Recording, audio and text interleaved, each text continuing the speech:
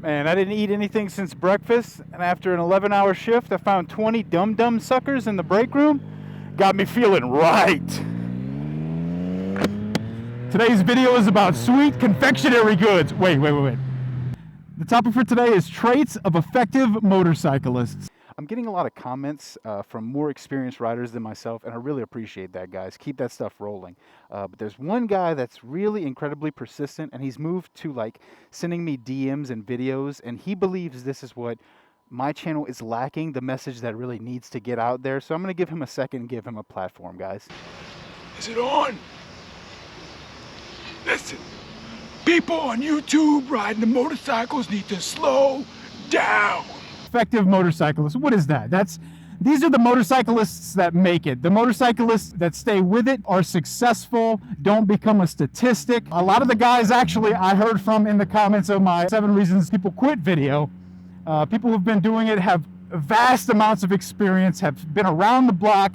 They're still kicking ass. You guys are a huge inspiration. It was awesome hearing your stories, and keep that stuff coming, man. Tell us your story. Tell us what brought you such success. How did you make it this far? Your missteps. I'm interested to hear all that stuff, and it's incredible. What I gave is the video, but what I got is friends and a community and a collective of people, all like-minded individuals. It's actually fucking amazing. Thank you so much, guys. So let's get this topic video started.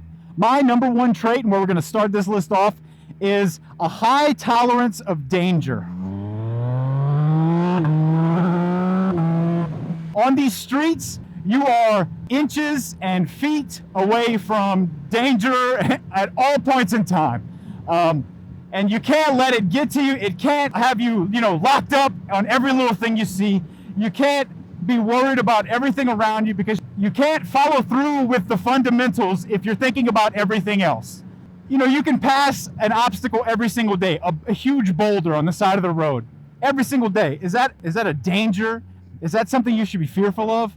Of course not. Every day you're not. But then that one day where you target fixate, you can't think of anything but that boulder. And so when you're thinking about that boulder, you're not hitting the brakes, you're not leaning, you're not following through with all of the fundamental actions that you would have done on every other day. And so you laser focus in on that obstacle, and that 1 out of 10 threat becomes a 10 out of 10 threat. And what are you doing in that case? You're going right into the thing that you're looking at, and that's target fixation. It happens very commonly. And what that is just your body identifies a threat, and whether it is a 10 out of 10 threat or not, your body perceives it that way. You go into basically a state of shock. You're not on the throttle, you're not hitting the brakes, you're not moving your clutch, you're not operating the motor vehicle anymore. You're just in a state of fear. And you can't ride like that. And so somebody with a higher tolerance to danger and fear, these little things will not get to them. You will identify a threat as a threat. You'll be able to think and process the threat for what it is, have a backup plan, have an escape plan, avoid the little obstacle, and you're done. And having a higher threshold to risk and danger helps you do that. It helps you navigate through these series of small threats and go on about your day just whistling and having a good ride. You can't let these little things get to you. And if you're ever in a ride in a situation where you're feeling scared, you're feeling fearful, you're having anxiety, just stop. Stop right there. That doesn't mean you have to stop riding forever. Just stop right then. Don't continue to ride scared. Find a secluded area to ride, a parking lot, through a neighborhood. You should find a place where you feel safe, where you can raise your ability and raise your tolerance of risk and your threshold of danger on your own terms. One thing I wanted to mention that I noticed when I was editing is, I wanted to mention that target fixation is not necessarily unique to motorcycling. This can happen anywhere. I actually see it all the time at work, because at work I'm walking up to strangers and they're just like, they're terrified. Their eyes are wide. They're stuck where they're at. They're not moving, and they're just staring at me. I can tell they're like super scared, and which at some points can be understandable when you have this caliber of a specimen walking your way. But what I wanted to mention is that fear tolerance is obviously a spectrum, and low on the tolerance, let's say 1 would be like Bubble Boy, and 10 would be like those kids who can't feel pain, so they're fearless and they like get inside the oven while it's on. And I'd say when it comes to motorcycling, you kind of want to be in a safe range. to make reasonable decisions, to see obstacles for what they are. So I'd say 10 out of 10 causes its own set of problems, and then being 1 out of 10 on the fear tolerance spectrum creates a different set of problems. So I'd say you want to be somewhere reasonable. Let's say 6 out of 10, 7 out of 10, 8 out of 10, more reasonable, and that'll keep you safer on these streets. The number 2 trait, one that is incredibly important, is having a clean driving record, guys. If you're the guy with the DUIs, you got reckless driving, you got speeding tickets, you know, I'm not going to tell you not to buy a bike, but you're not going to make for the safest motorcyclist. There's a lot of responsibilities that come along with this. And if you have a poor track record of making poorly disciplined, bad driving decisions, this might not be the hobby for you. Get that shit in check. Get that shit under control. Because a person with a clean driving record, on a base level, it doesn't make them a race car driver. It doesn't make them Ricky Bobby. But it means that they can read the signs on the side of the road. And that is so important and overlooked by so many people. They're just tunnel vision, going through their day, going through their commute, not realizing any of these road signs that are made to help you and instruct you.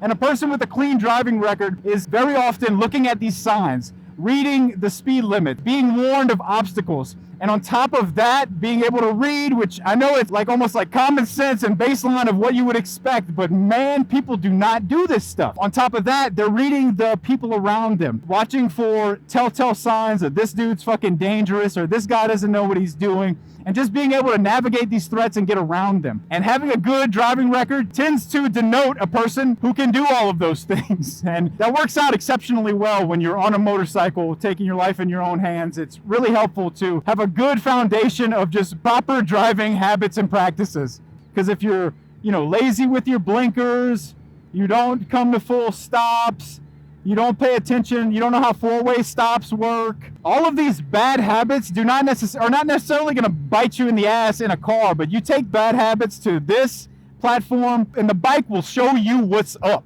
So it's just better to make sure you have all these safe practices already under your belt as you come to motorcycling. And you don't have to be perfect, you can improve over time. We all are in a constant process of improvement. It's just helpful to have good habits and know your limitations out here as a motorcyclist. Up and down. The number three habit that I think is pretty important, it's almost synonymous with motorcycling, and it's fitness. You see a lot of motorcyclists who are also into fitness. Yes, they want to look cool on the bike. Yes, you want to flex some muscles while you're doing your thing on these streets. But it's not just about that. This is an incredibly physical activity, and having that extra muscle mass, having a healthy mindset, a healthy body can really go a long way. But on top of just looking and feeling better, having some extra muscle mass, some thicker bones, it's all going to help in the event of an accident. And this is not just going to the gym, but this can include sports, cardio, video games, which can, improve your reaction times. Anything in that realm is beneficial and can count towards fitness. Because, I think the definition of fitness is being able to react to an unexpected circumstance. That's what fitness is. And this is a two-wheeled, rolling, unexpected circumstance machine. You're always going to come up with something new. It's part of why it's so enjoyable. But having your health in check and, when something's in the middle of the road, being able to swerve, having some ability to do all of that, and just when it comes down to, falling, the physics of falling, having extra muscle mass, you're not necessarily going to land on the ground in the bench press position or, in the push-up position. But whenever you fall, that is what you instinctively do. You're reaching out to stop the obstacle. And extra muscle mass is going to help you lower the rate at which the ground is coming at you or the obstacle is coming at you. I've even heard of people tell tales of coming up to like the back of a car or a truck and they can't stop in time. They're maxing out their brakes and everything, doing their panic braking correctly, but they're going to hit it and they jump over the obstacle. So, you tuck and roll and land on the ground, but you're not necessarily hitting a wall. And, extra muscle mass in that situation is definitely going to help you. And a little extra mass on you is going to help protect your bones, protect your organs in the event of an accident. If it does come to it, if you are going to hit the ground, just being healthy or more fit is going to help you in all aspects. You're going to get less hurt and you might avoid the accident entirely. I spent the better part of like 4 days trying to make a video kind of like related to my car. And man, nothing was going right. The angles were wrong. I think I have a clip that I can show to you guys to better illustrate what was wrong with these videos. In case you guys are wondering, like, is that his car on his shirt? You know, technically, no. ETS makes the front mount intercoolers, and so they make shirts. You know, you choose the chassis, and if you have a front mount on your chassis and it's a black and white t-shirt, it kind of looks like it's your car, which is kind of cringe, but I never let that stop me. Yeah, so that doesn't need to see the light of day. We're gonna couch that idea for now. We're gonna move on to we're gonna keep going ahead with the motorcycle content, at least for now. Number 4. The number 4 trait that I think is very helpful is, man, attention to detail. There's so many little things going on around you at all points in time that if you pick up on, you can really easily avoid. But if you're ignoring and not paying attention to those details, they can come back and really ruin your day. What I'll see so often with other drivers is, you know, they don't have their blinker on, but they go in over here and they'll go in for a little bit and then put their blinker on at the last possible minute and then take that left or change that lane. And if you've seen that enough, you've got that pattern recognition down, you're paying attention to the details, you know what they're about to do. You can, in some cases, in a lot of cases, you can know what these drivers are thinking and about to do before even they do. And paying attention to details helps you. You know, watching where people are turning their wheels whenever there's a car maybe stopped and you're coming up on them, seeing if their wheels are spinning. Details. This also comes full circle whenever you're talking about the bike. When you're walking up to your bike, you know, is there a puddle of fluid? Have you been keeping up with the maintenance? Is the chain okay? You know, maybe you have an old tire and you're going to get to it. You're going to change it eventually. And then maybe your fork seals are leaking a little bit, but you're going to change them. You bought all the gaskets, you just haven't gotten around to it. And then you have on top of that, it's a rainy day, okay? So you have bald tires on a wet surface. You know, they're not going to have the most traction. And then on top of all of that, you've got your fork seal oil going onto the already maxed out tires. And then you're sliding on the ground, wondering, how did this happen to me? And just being attentive to those details, realizing when little things are going wrong, keeping up with them and fixing them as they go rather than letting them stack up is super important. Subi. And it can save your life and give you much more longevity when it comes to riding motorcycles. And another thing, loud pipes save lives. Loud pipes are ruining my life. I'm in my house on the phone with AARP trying to watch The Price is Right, and here they come down my road with those Japanese missiles cranking their hogs. It has to stop.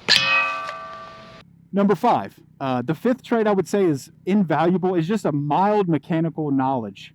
You don't necessarily have to have that going in. It's something you can learn over time, but it is something you should be working on. I can say for me, when I got my first bike, I got like a bag of tools from Cycle Gear because I was like, man, I got this backpack on. I know I need to put something in it, but I don't have anything in it. So I just bought a bag of tools. And thank God I never actually needed this bag of tools on the side of the road. But anytime I was at my house trying to do some kind of job, trying to fix something, trying to modify something, I'd go to this bag of tools and nothing would ever fit. And the reason is because I bought a SAE set of tools and I had a Japanese bike. So you need a metric set of tools. And I didn't have that knowledge. You know, I saw the bag of tools at Cycle Gear, I put it on the counter, bought it, and I thought I was good. Over time you learn, but you know, it's invaluable to have that mechanical knowledge. In modern day, when you have so much content like on YouTube that you can learn from, there's no excuse to not be able to do at least basic maintenance. And when you walk up to the bike, have a basic knowledge of what a good chain looks like, know your oil intervals, and being able to do these simple jobs yourself. You could save a whole lot of money by changing your own oil, changing your oil filters, changing your intake when it calls for it. Your chains will eventually wear out. You can change those yourself. The sprockets at some points become shark teeth and you want to, you know, change those, or maybe you want to modify them. And that's another thing. Customizing your bike with these small modifications is going to help you learn, and you're going to slowly amass the tools necessary to always being able to do more and more jobs. And even if you're new at this, nobody's going to pay attention to the torque specs as well as you will on your own bike. And it just gives you that peace of mind. That's one less thing you have to worry about. And so some basic mechanical know-how is really going to set you up to just make sure that bike maintenance is one less thing you have on your mind, one less thing you have to worry about. Because you know, you checked your tires, you checked your chain, your oil's good, your tire pressure is good, and keeping up with all those things is, honestly, it's fun. It gets to a point where it's fun. I'd say my addiction to modifying my cars and bikes started with my first oil change. So highly encourage anyone who hasn't done that just to do that. You might fall in love with it. Number 6. Okay, the 6th and final trait that I think is very important that I want to bring up is just, guys, just be humble. Just humbling yourself on a basic level. You know, you go through these streets and sometimes you see a person on the side of the road. Man, stop and ask them if they need help. Most of the time they're not going to want any help, but man, just stop and ask. Let them know that you're there, that other people are out there and care about them. You know, you see animals sick and hurt on the side of the road all the time. I don't know if anyone told you this, but you can literally stop and help save that animal right there on the spot. You have my permission to do so. And to us, you know, it's just a person on the side of the road.